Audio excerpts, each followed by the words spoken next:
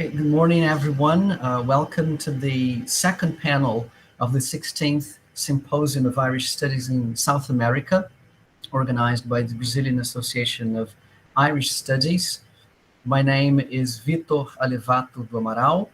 I teach English literatures at the Fluminense Federal University in Niterói, Rio de Janeiro. This panel is about James Joyce, and I should be the third one. I'm going to be the first one. My paper is Here Comes Everybody, and it's about Finnegan's Wake.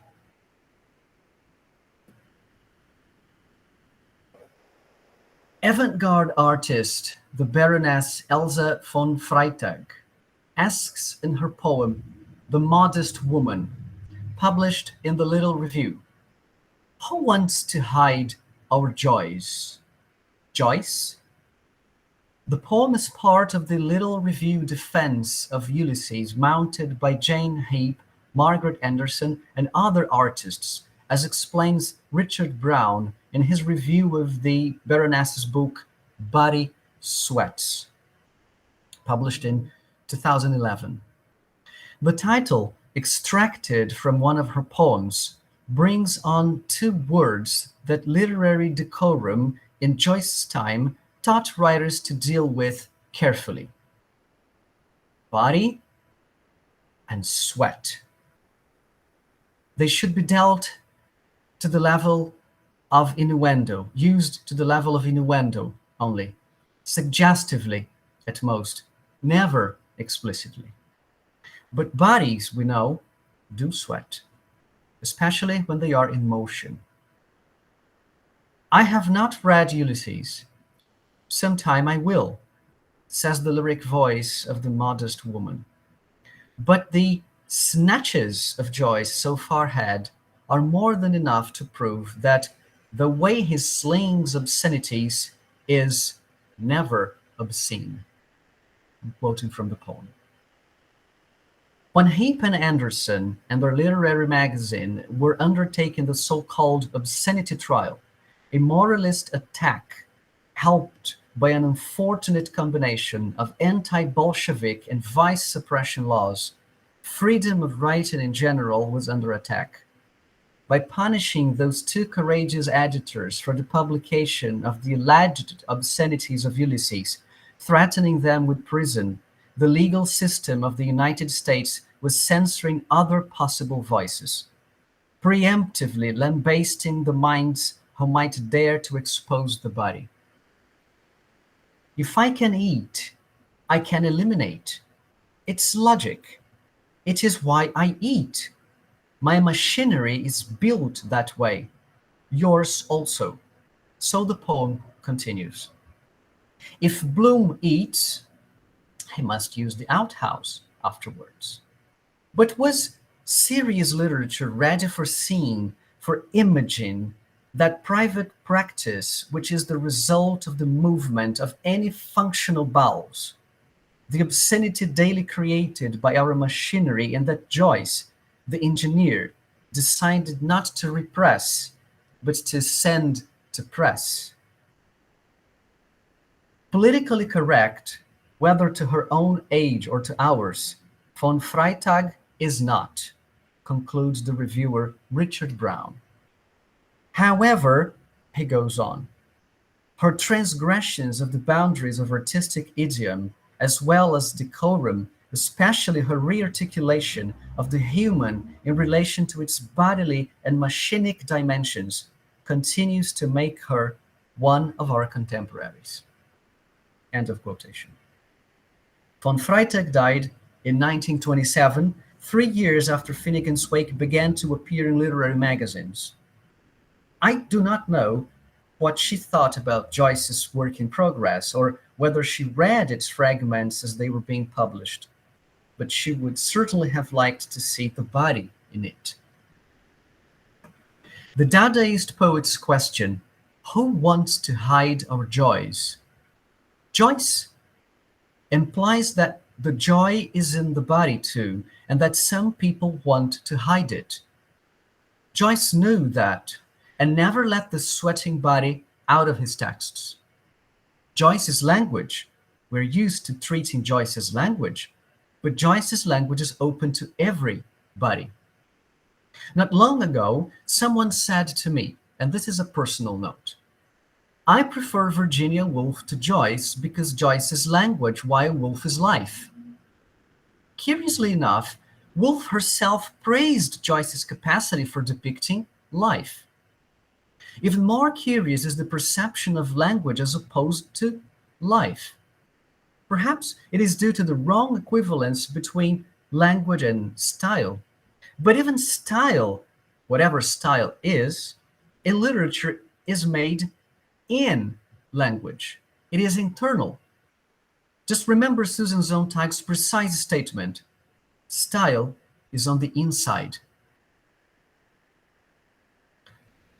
And language is not only style. One can say that the language of Joyce is so lapidary. Does lapidary go with obscene? That it places itself in the foreground in such a way that there is no transparent reading of a Joyce text. There is no traversing his language. Everything is opaque in what he wrote. More than any of Joyce's texts, Finnegan's Wake is the one whose language has the exuberance and defiance that at first sight is only or mainly interested in itself. But it's a first impression only. From what Samuel Beckett said about the Wake, that its language does not refer to something, but is the thing itself. We can infer different meanings, but never that language stands above things. Let me repeat it. Language is the thing. One of the things that becomes so important in Finnegan's Wake is the body of the text, of course, but also the body in the text. Let us look at some parts of chapter 15, the third chapter of the third book of Finnegan's Wake, the yawn chapter of Finnegan's Wake, in which the bodies take over. Now I am going to share my screen with you so that you can follow while I read a few excerpts of the book.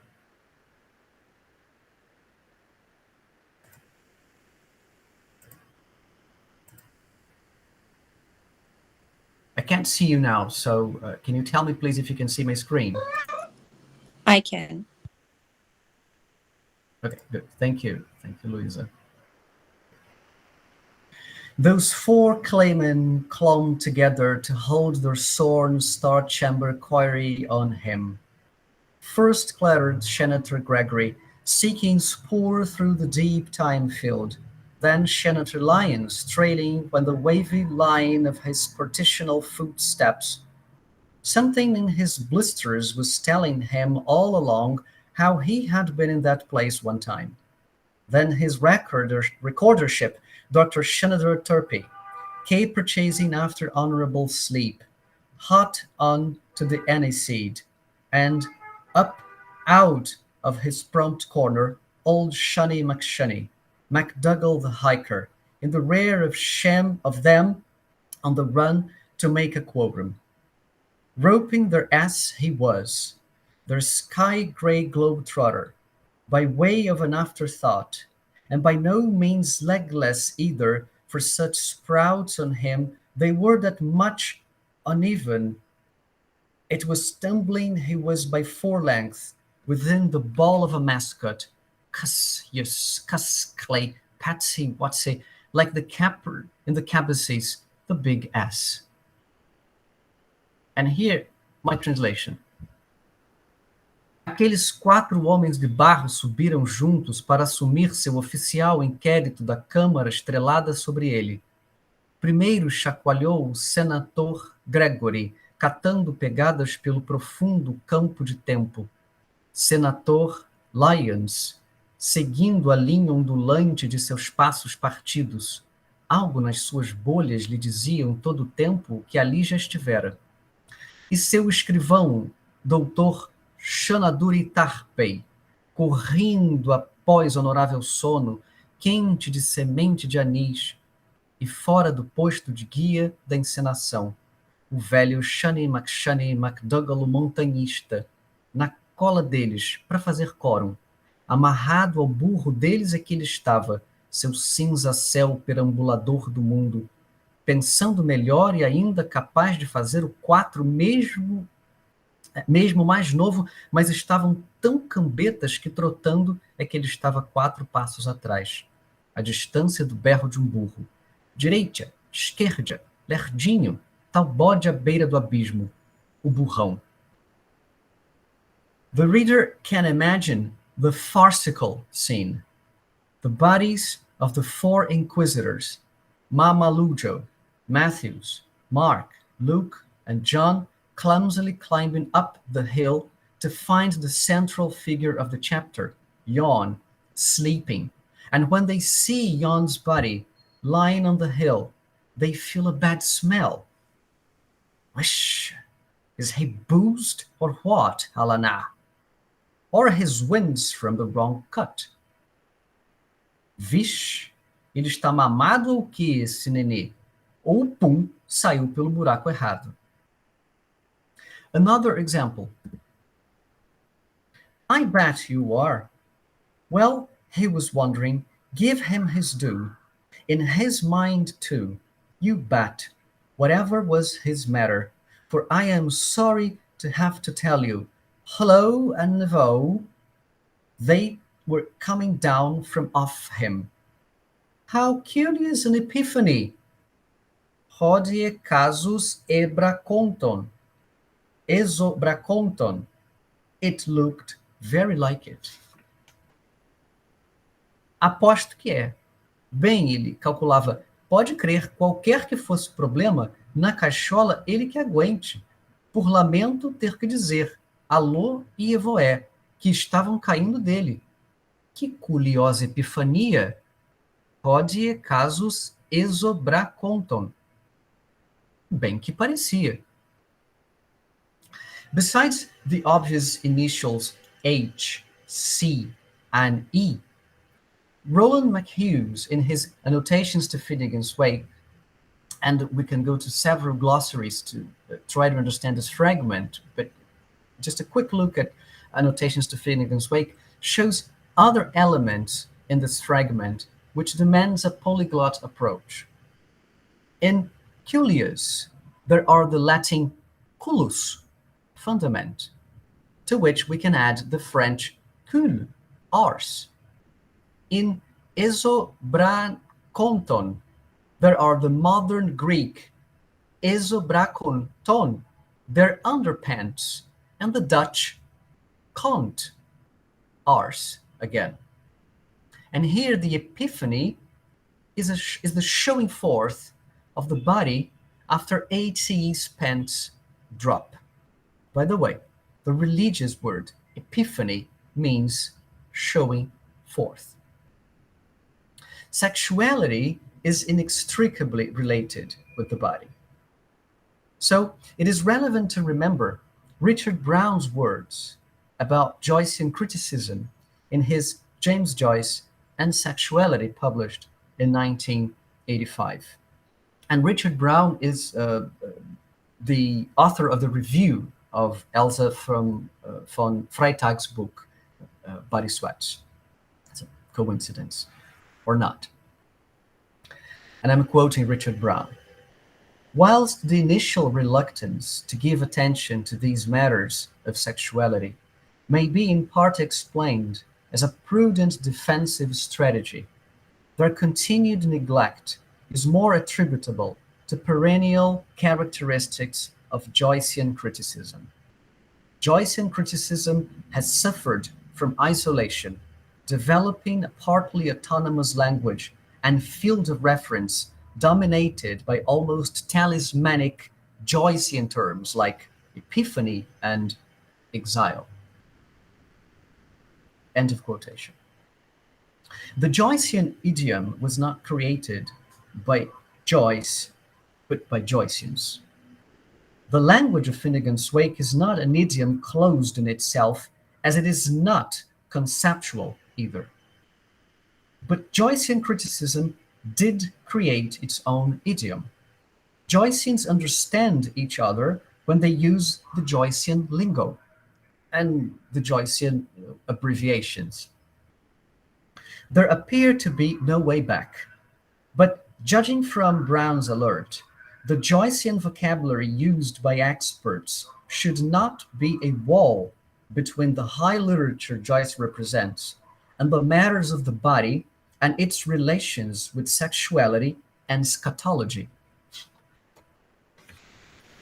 And from sexuality to psychoanalysis, of which Joyce was always suspicious, to say the least, it takes a short way.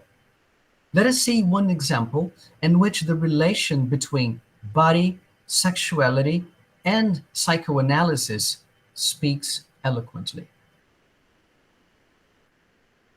Are you to have all the pleasure at quizzing on me? This is Jan asking the question to the four inquisitors, to Mamalucho. I didn't say it out loud. I didn't say it aloud, sir. It was something inside of me talking to myself. You're a nice third-degree witness, Faith, but this is no laughing matter. Do you think we're tone deafs in our noses to boot? Can you not distinguish the sense, brain, from the sound, bray? You have homosexual cathexis of empathy between narcissism of the exvert and steatopigic invertedness. Get yourself psychoanalyzed. Oh, Bigor, I want no expert nurse's sympathy from your broom squadrons, and I can psychoanalyze myself anytime I want. The fog follow you all, without your interferences or any other pigeonstealer. Já não se divertiram bastante me interrogando? Não falei isso alto, sir. Tem algo dentro de mim falando comigo. És uma bela testemunha para intimidar, se é. Mas isso não é coisa de risada. Achas que somos surdos de nariz e pé? Não consegues separar o senso certo do som, seu asno? Tens homossexualidade catéxica de empatia entre narcisismo de exvertido e inversão esteatopígia. Vai te psicanalizar. Meu Deus, não me venham com essa boa vontade de me analisar, seus caboclos bronzeados, se eu posso me psicoanalisar eu mesmo quando quiser. O burro segue os quatro, sem vocês ou qualquer outro charlatão. Let me look at you again.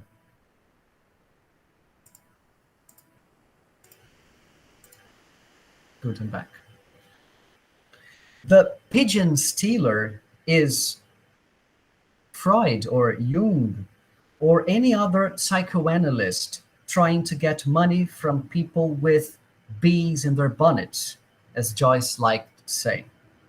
And the steatopigic invertedness refers to sodomy. Steatopedia meaning the fatness of the buttocks.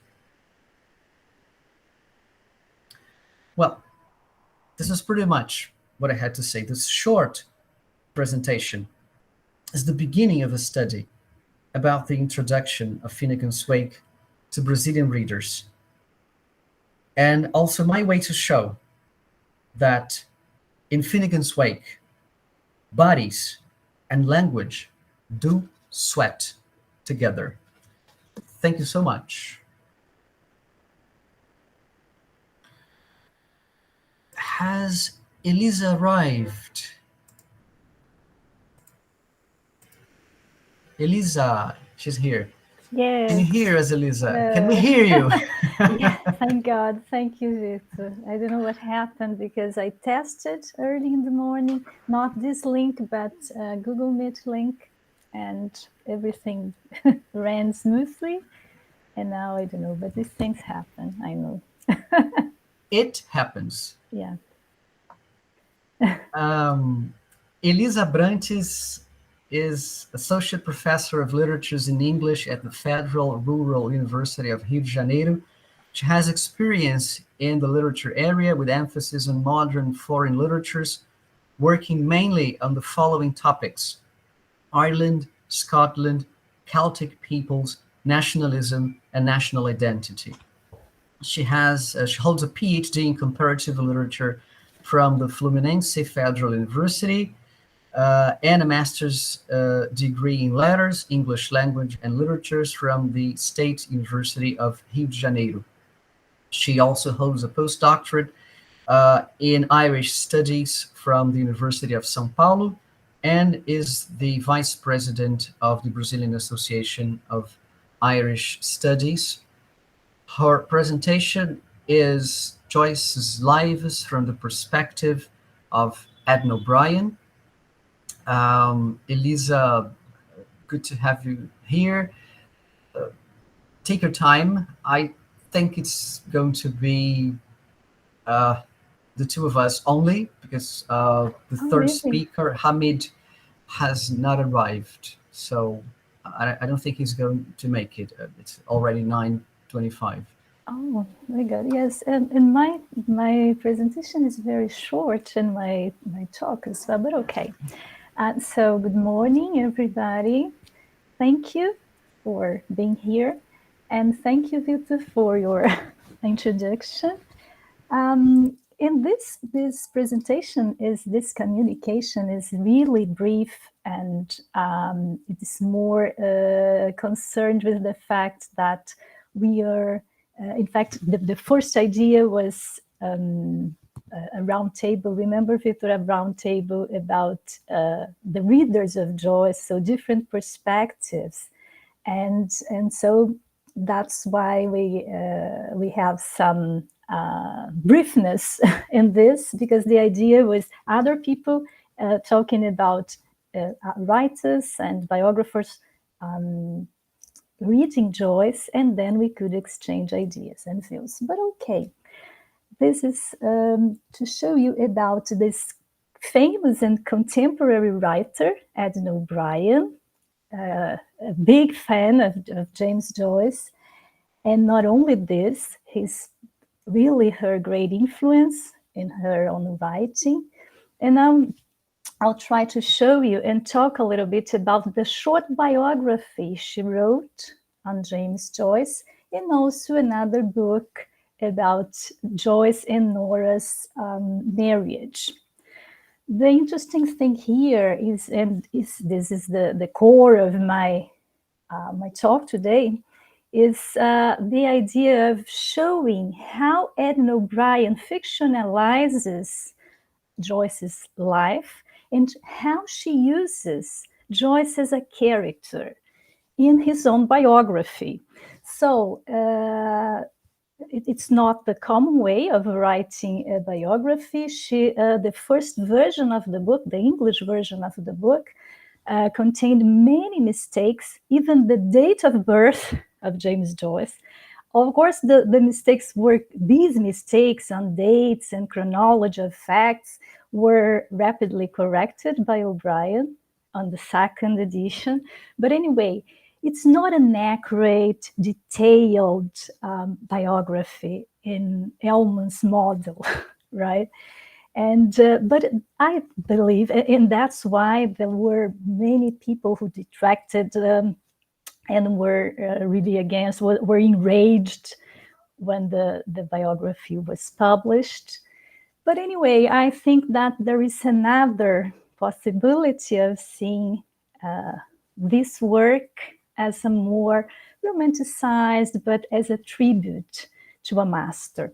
And I'll read a little and show you some slides to make my point more clear for you.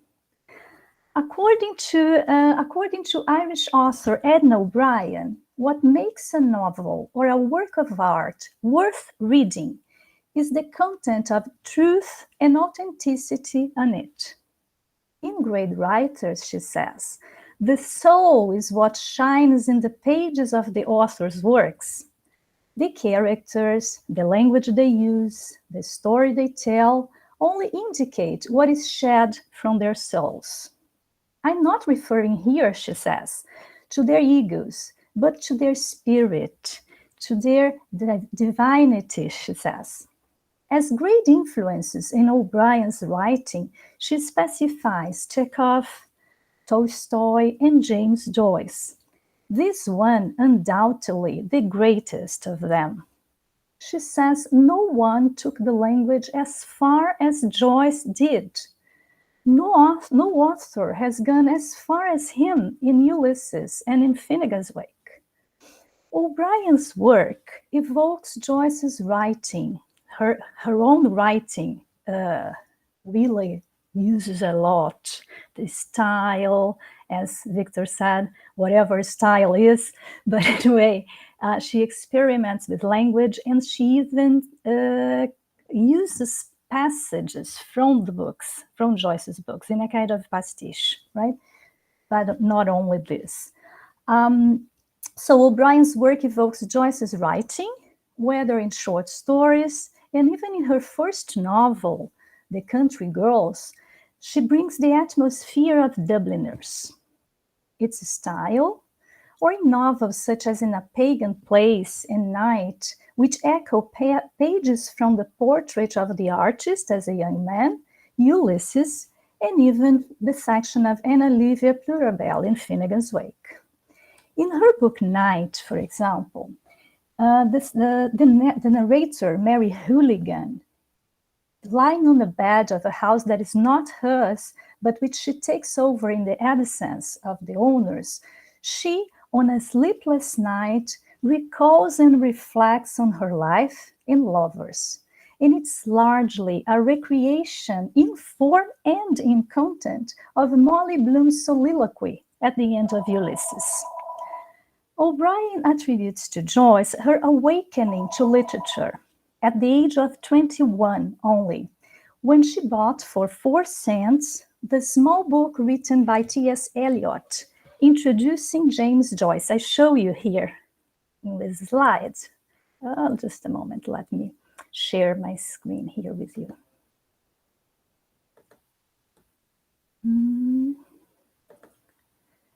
Here, what is it? Okay.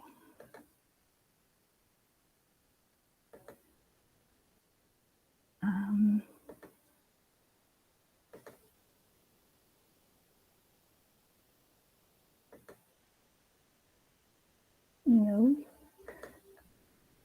How can I?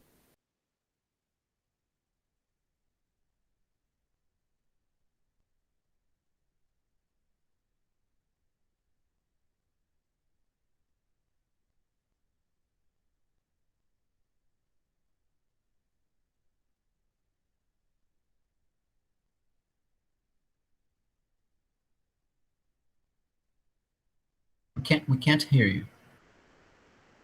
Oh, sorry. I was relieving, but I clicked in the wrong button. My presentation is here, but I can't access it. Presenting from this window, and I can't. You can share the entire screen. Then it's easier.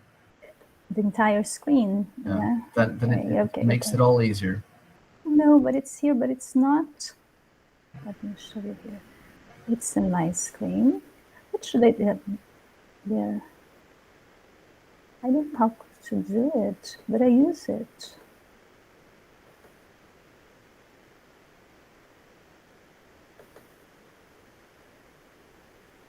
It's a window. Ah, thank God, now it's here. Okay. All right. So this is the book, right? The image of the book, the small book. And so she bought for 4 cents this small book written by T.S. Eliot. And the name is this, Introducing James Joyce, a selection of Joyce's prose.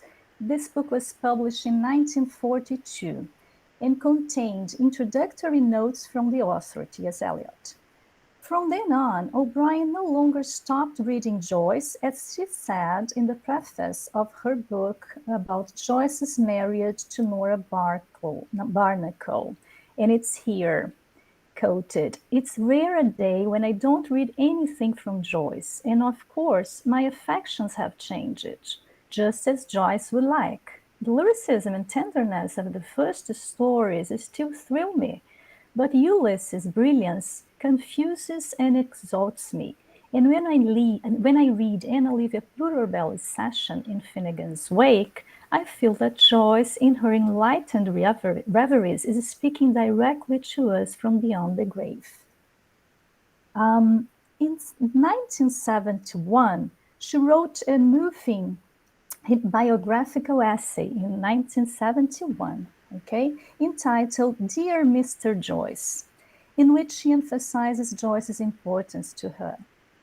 O'Brien excels in authenticity in her works, and from an early age, she realized that autobiographical material could be carefully and aesthetically worked to create literature. Since 1959, O'Brien has self-exiled herself in England, where she lives to this day. In 1960, she published his first book, The Country Girls, and since then she hasn't stopped writing. She flirted with experimentalism in the style of her great inspiration, and she produced 2 works based on Joyce's biography. The first of these is here. The first of these, James and Nora, Portrait of Joyce's Marriage, was published first in 1981, and after some years, a biography of James Joyce in 1999. The first publication here, in 1981, the first one was published only in the United States in limited edition in hardcover, as you can see here. It was published in the United Kingdom and Ireland only last year, 2020. And Bloomsday, June the 16th. It is a very short text, almost an essay, 35 pages long, in which O'Brien talks a lot about Joyce, more about Joyce's life than about his marriage. And she talks a lot about Joyce, his ambivalent feelings toward his mother, his fear of being provincial, and introduces Nora as a muse, a wife, a companion. It intimately describes the couple's first date and their relationship.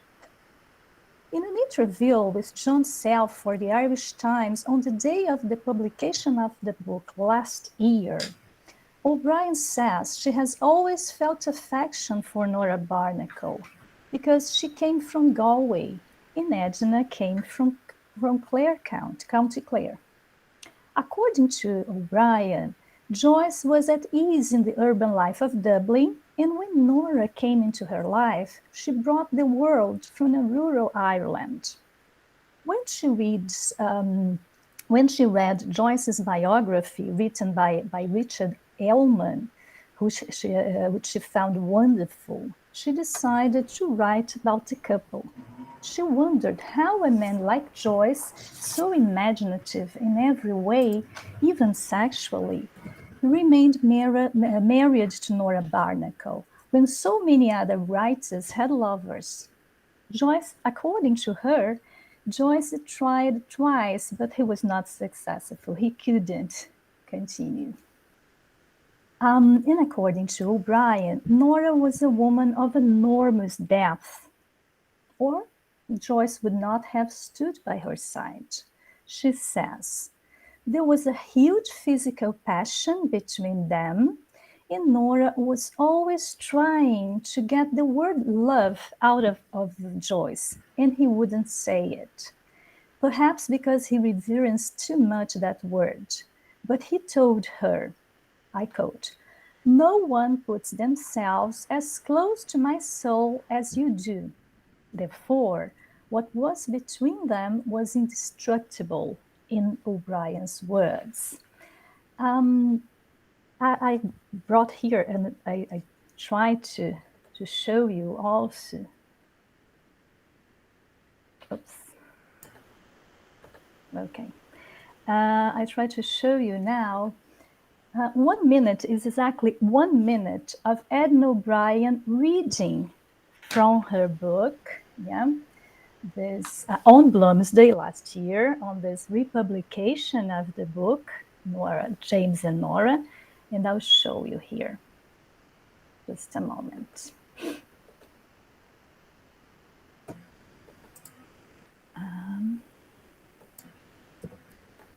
Here.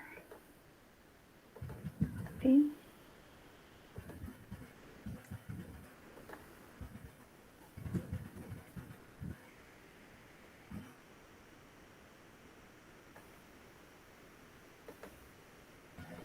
Now I'll show you my screen again.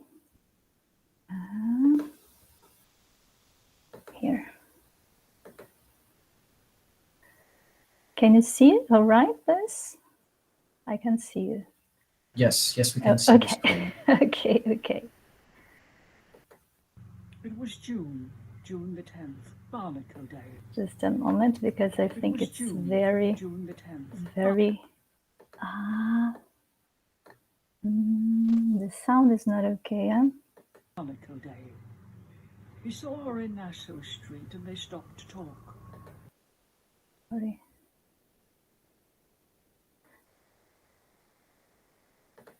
She thought his eyes were those of a Norseman. He was 22, she was 20. They made a date. And arranged Can you hear to meet from the her? following day at number 1 Merriam Something. Street, outside the house of Sir William Wilde. On that corner, James Joyce had the dubious advantage of being able to see in 4 different directions, of being able to catch sight of her, either walking towards him or alighting from a tram. We all know the trepidation, the suspense of these waits. His was no exception. She did not show up.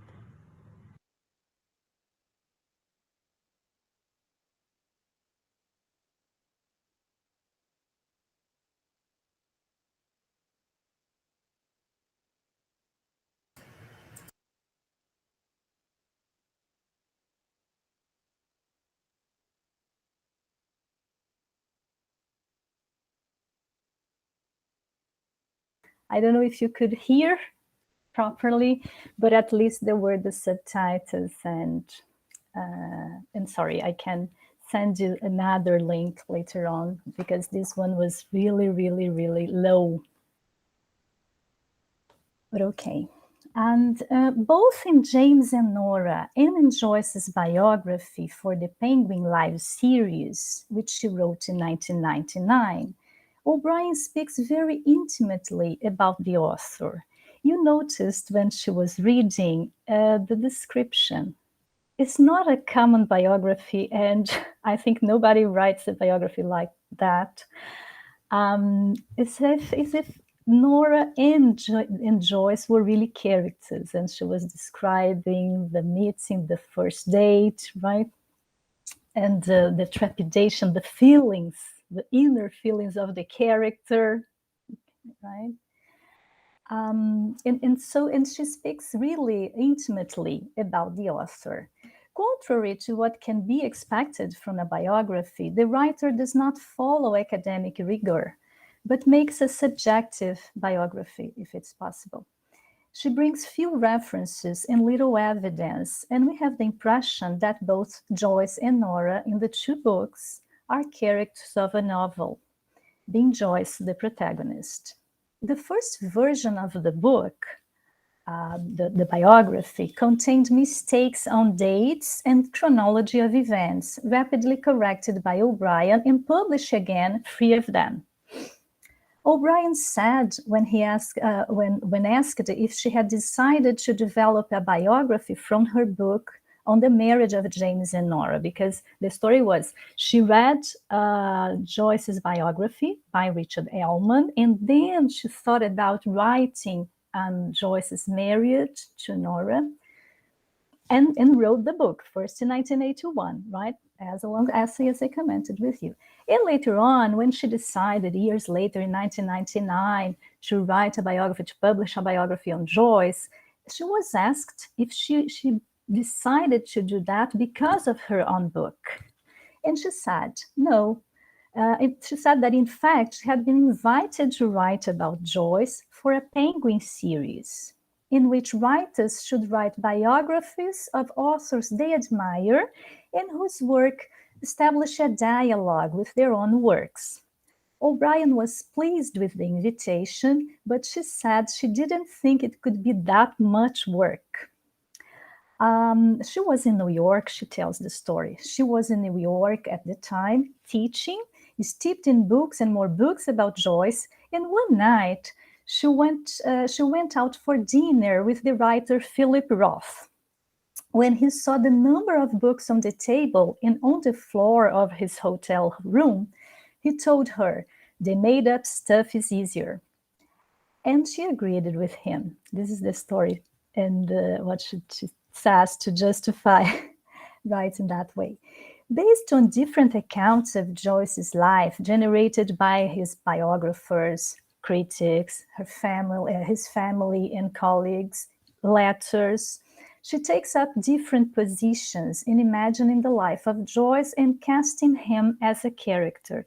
The interesting thing is that she really shows different angles and without moral judgments or things. She just exposes facts, and we as readers decide which of the lives of Joyce we intend to read and to make sense, right? O'Brien says that a thing that is sacred to her in the act of writing is to access the inside of the human being. The exterior is okay, but it doesn't thrill or stimulate her. She said, and what I wanted with Joyce's biography was to achieve, the way we achieved in a dream, something of us unattainable in daylight and in everyday language. That's why I needed an immersion in Joyce to write about him. Knowing a lot of Joyce's work and personal correspondence, as well as biographies, articles, books published about him, O'Brien felt comfortable in telling her own story, the story of Joyce from her perspective, showing his flaws, his genius, imagining his family life with Nora and their children.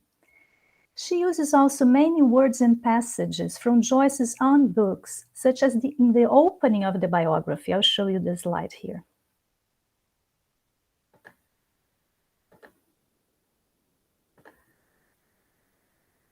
Here. This is the beginning. This is the opening of the biography. Once upon a time, and the title of this session is Once Upon a Time. Once upon a time, there was a man coming down a road in Dublin, and he gave himself the name of Daedalus the sorcerer, constructor of labyrinths, and maker of wings for Icarus, who flew so close to the sun that he fell. As the apostolic Dubliner, James Joyce would fall deep into a world of words, from the epiphanies of youth to the epistemologies of later years. And she uses words such as this, of epistemologies, about madness, and also using the same model or the same style as the beginning of the portrait of the artist as a young man. That is page 1. You remember, once upon a time, in a very good time, it was Macaulay coming down along the road, etc., when introducing the character. Okay. Later on, and this is the first paragraph. The second paragraph of the biography, in the opening again, she uses James Joyce, poor Joyce, the phenomenal man. She invents words. supporting a gay house in the slum of this pond. His name derived from the Latin and meant joy, etc., etc. And here she uses words, she uses the same words as that she finds in Joyce's work. And she uses this throughout the biography. Okay, here it's just for you to confront the kinch and the kinchite, a timonier, pullback flasher, etc. Here. Let me interrupt. Here. Okay.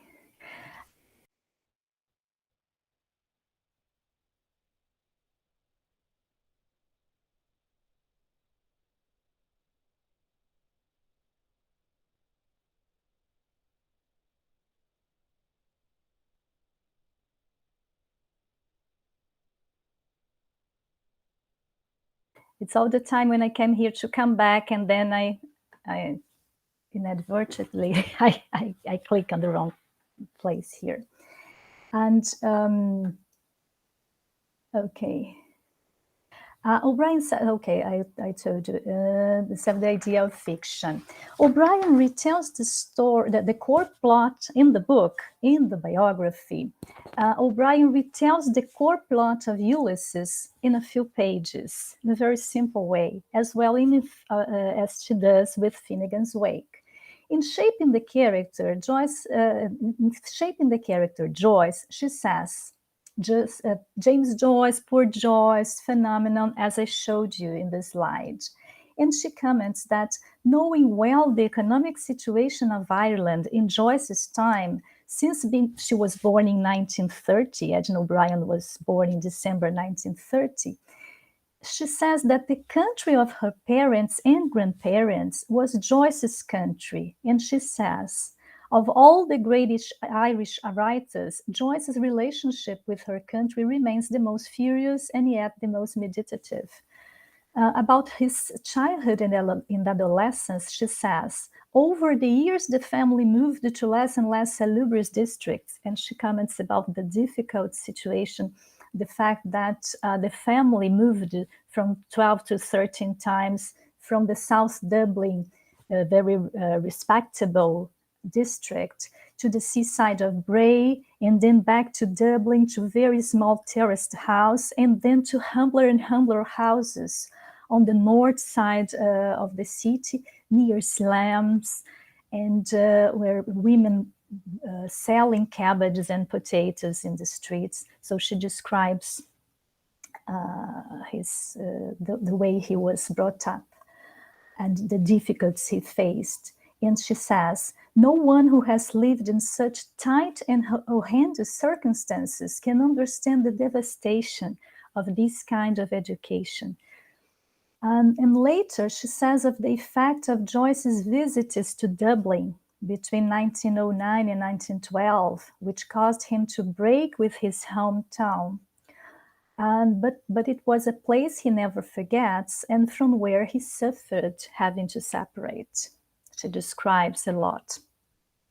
Other points to be highlighted also in this is the long description of Lucia's disease. Lucia is the daughter of Joyce.